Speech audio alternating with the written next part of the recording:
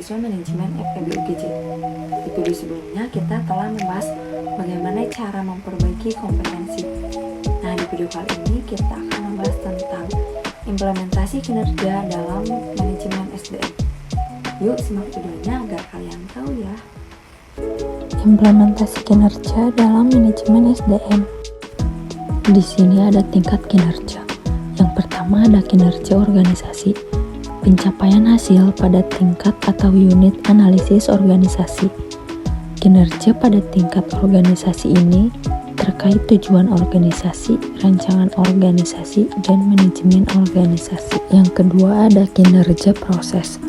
Kinerja pada proses tahapan dalam menghasilkan produk atau pelayanan. Ini dipengaruhi tujuan proses, rancangan proses, dan manajemen proses. Yang ketiga ada kinerja individu atau pekerjaan. Pencapaian atau efektivitas pada tingkat pegawai atau pekerjaan. Ini dipengaruhi tujuan pekerjaan, rancangan pekerjaan, dan manajemen pekerjaan, serta karakteristik individu. Menurut Ramler dan Brecht 1995. Konsep kinerja dalam organisasi. Kinerja karyawan dan kinerja organisasi mempunyai kaitan erat. Tercapainya tujuan organisasi tidak lepas dari sumber daya yang dimiliki organisasi yang dipergunakan atau dijalankan karyawan yang berperan aktif sebagai pelaku dalam upaya mencapai tujuan organisasi tersebut. Kinerja adalah hasil kerja yang dicapai oleh seseorang atau kelompok orang dalam suatu organisasi sesuai dengan wewenang dan tanggung jawab masing-masing dalam rangka mencapai tujuan organisasi yang bersangkutan secara legal, tidak melanggar hukum, dan sesuai dengan moral etika. Kinerja menurut Describer dalam Kamus Bantam English Dictionary 1979 yang dikemukakan Prawiro Sentono 1999 berasal dari kata kinerja atau performance dari akar kata to perform, mempunyai beberapa enteris. Yang pertama, melakukan, menjalankan, melaksanakan. Yang kedua, memenuhi, menjalankan kewajiban suatu nazar. Yang ketiga, menjalankan karakter dalam suatu permainan. Yang keempat, menggambarkan dengan suara atau alat musik. Yang kelima, melaksanakan atau menyempurnakan suatu tanggung jawab. Yang keenam, melakukan suatu kegiatan dalam permainan. Yang ketujuh, memainkan pertunjukan musik. Yang kedelapan, melakukan sesuatu yang diharapkan oleh seseorang atau mesin. Selanjutnya ada unsur yang terdapat dalam kinerja. Yang pertama, hasil-hasil fungsi pekerjaan.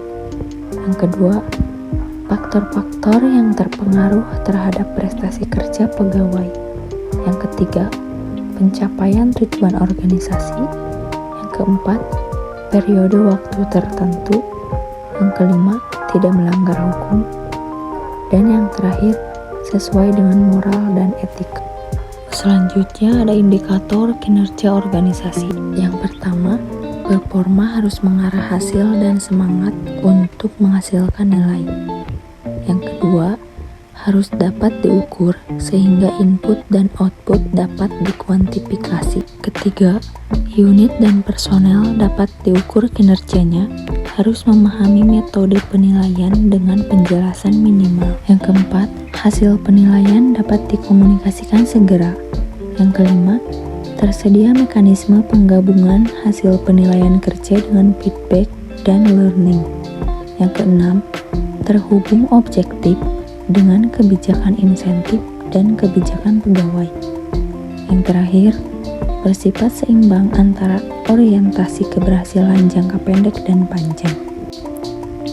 Selanjutnya ada faktor peningkatan kinerja. Yang pertama ada faktor pendorong. Audit modal intelektual bertujuan memonitor dan mengatur modal intelektual perusahaan.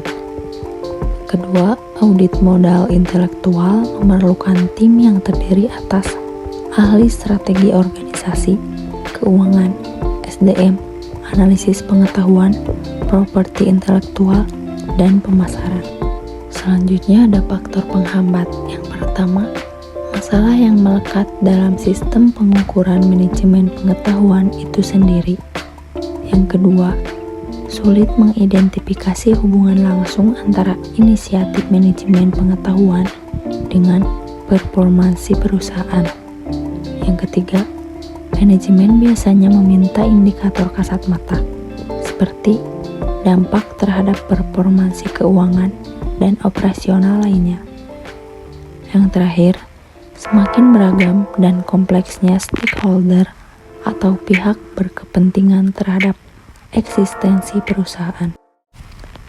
Itulah sedikit materi tentang implementasi kinerja dalam manajemen SDM.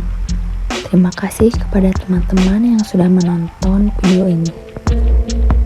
Jangan lupa untuk di-like, komen, dan subscribe channel ini ya. Terima kasih.